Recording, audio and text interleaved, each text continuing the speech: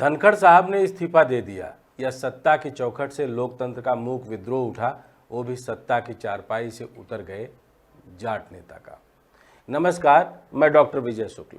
जगदीप धनखड़ का उपराष्ट्रपति पद से इस्तीफा न तो एक सामान्य संवैधानिक प्रक्रिया है, न ही महज राजनीतिक संतुलन का हिस्सा। यह उस गूंगे लोकतंत्र की पहली ऊंची चीख है जो सत्ता के केंद्रीकरण, संस्थानों की कठपुतलीकरण और जो कहेंगे वही रिकॉर्ड होगा जैसी मानसिकता के सामने अब और झुकने को तैयार नहीं होता। यह इस्तीफा नाटकीय नहीं था, पर इसका मर्म बेहद राजनीतिक है।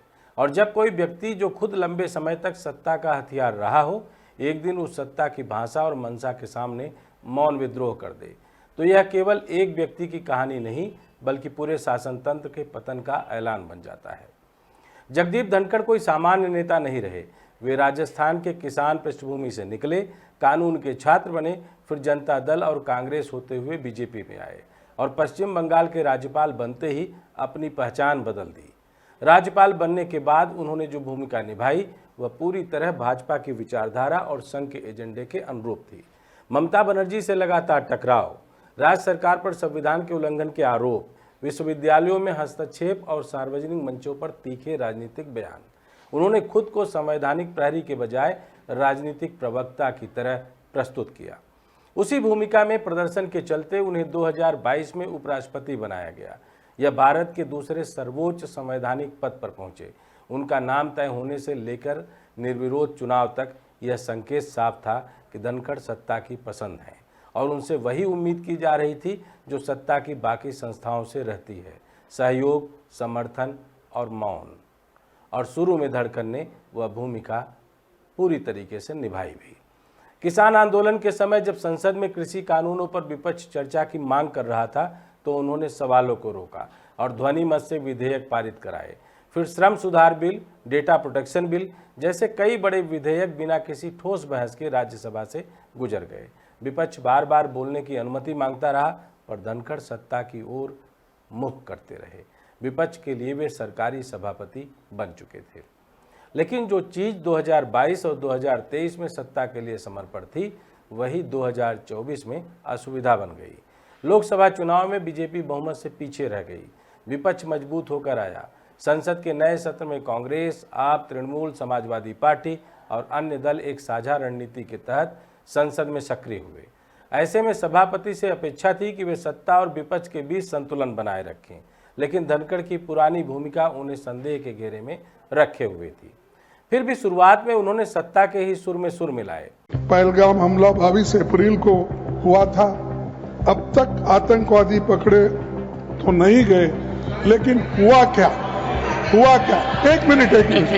लेकिन J&K में कम से कम इंटेलिजेंस, इनकी सिक्योरिटी है, उसके बारे में उनका फेल्योर हुआ, ये उन्होंने ही कहा है। लेफ्टिनेंट गवर्नर ने कहा है इसमें इंटेलिजेंस फेल्योर है, ये एक्सेप्ट उन्होंने ही किया।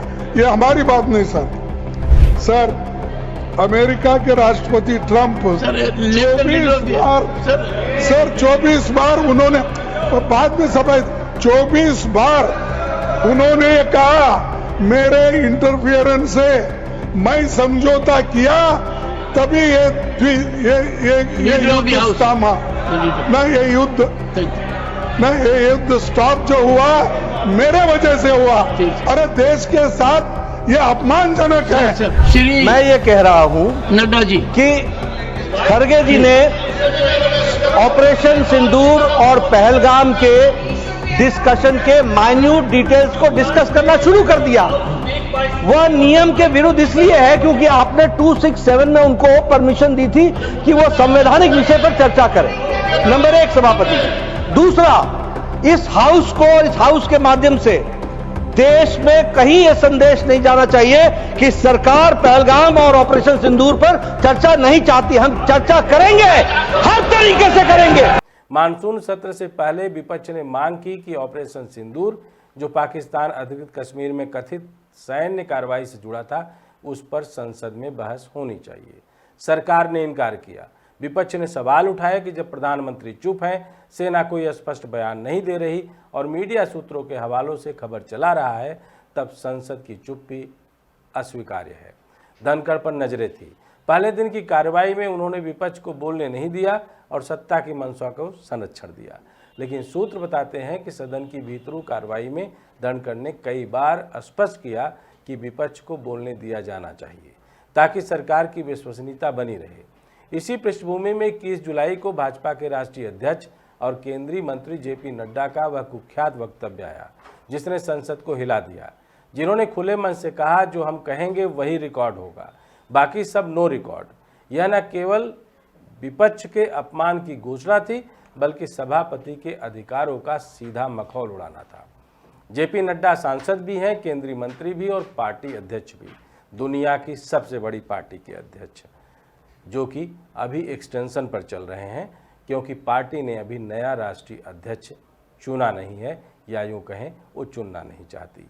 ऐसे में उनके सांसद में उपस्थित वैध थी, लेकिन उनका वक्तव्य असंवैधानिक था।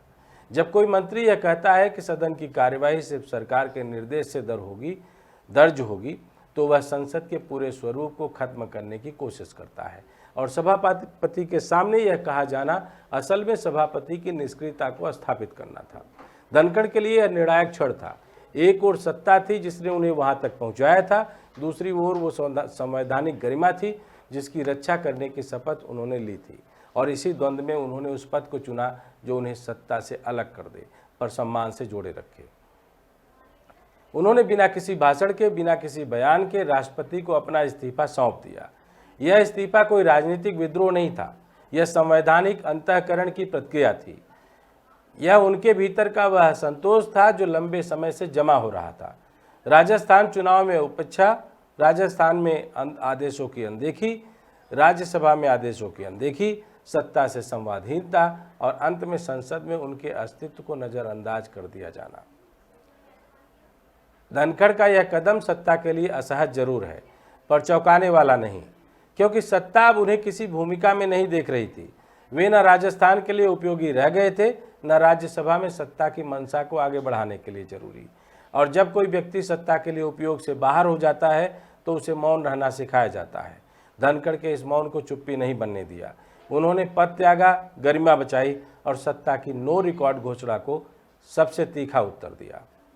आप सोच सकते हैं कि प्रधानमंत्री नरेंद्र मोदी ने उनके इस इस्तीफे पर एक छोटा सा ट्वीट किया कि उनकी सेहत की अच्छी कामना के लिए और उनके अलग अलग पदों पर निभाए गए दायित्वों की बातों को रखते हुए। अब सवाल उठता है कि क्या वे सत्यपाल मलिक की राह पर चलेंगे? क्या वे आने वाले समय में किसानों, संविधान, न्यायपालिका और संस्थाओं की रक्षा के लिए आवाज़ उठाएंगे, या फिर सत्ता उन्हें गलतफहमी का शिकार बताकर एक और भुला दिया गया नाम बना देगी? एक संभावना और भी है कि वे फिर से सक्रिय राजनीति में लौटें। उनके पास हरियाणा और राजस्थान जैसे राज्यों में सामाजिक आधार हैं। वे जाट समुदाय से आते हैं जो बीजेपी से इन चुनावों में खफा रहा है। यदि धनखड़ किसी राजनीतिक ध्रुवीकरण में भूमिका निभाते हैं तो भाजपा को नुकसान हो सकता है। यही कारण है कि अब भाजपा उन्हें सम्मानपूर्वक विदा करने की कोशिश में है ताकि उनका इस्तीफा अंदरूनी आत्ममंथन लगे, न कि सत्ता पर हमला। एक असली सवाल यह भी है कि क्या हम ऐसे लोकतंत्र में हैं जहां एक उपराष्ट्रपति को चुपचाप हटना पड़ता है सिर्फ इसलिए कि उन्होंने विपक्ष को बोलने देने की बात की? क्या संसद अब केवल सत्ता का वक्तव्य पटल बनकर रह जाएगी और क्या संस्थाओं की गरिमा अब सिर्फ बायोडाटा में लिखे पदों तक सीमित रह जाएगी? धनखड़ का इस्तीफा इन सभी सवालों को हमारे सामने लाकर खड़ा कर देता है। यह इस्तीफा नहीं, एक आईना है जिसमें सत्ता की वह तस्वीर है जो लोकतंत्र को पहचानने से इनकार करती है, जिसमें जेपी नड्डा के शब्द हैं जो हम कहेंगे वही रिकॉर्ड होगा, और उसी के जवाब में धनखड़ की चिट्ठी है, अगर वही रिकॉर्ड होगा तो मैं रिकॉर्ड से बाहर जा रहा हूं। अब गेंद जनता के पाले में है। क्या वह यह स्वीकार करेगी कि संसद अब रिकॉर्डिंग रूम है, या फिर वह पूछेगी कि उपराष्ट्रपति जैसे संवैधानिक प्रहरी की गरिमा इस कदर क्यों गिरा दी गई? यदि यह सवाल नहीं उठेगा तो अगला इस्तीफा शायद किसी और कुर्सी से नहीं बल्कि लोकतंत्र के अस्तित्व से होगा। जय हिंद, जय भारत।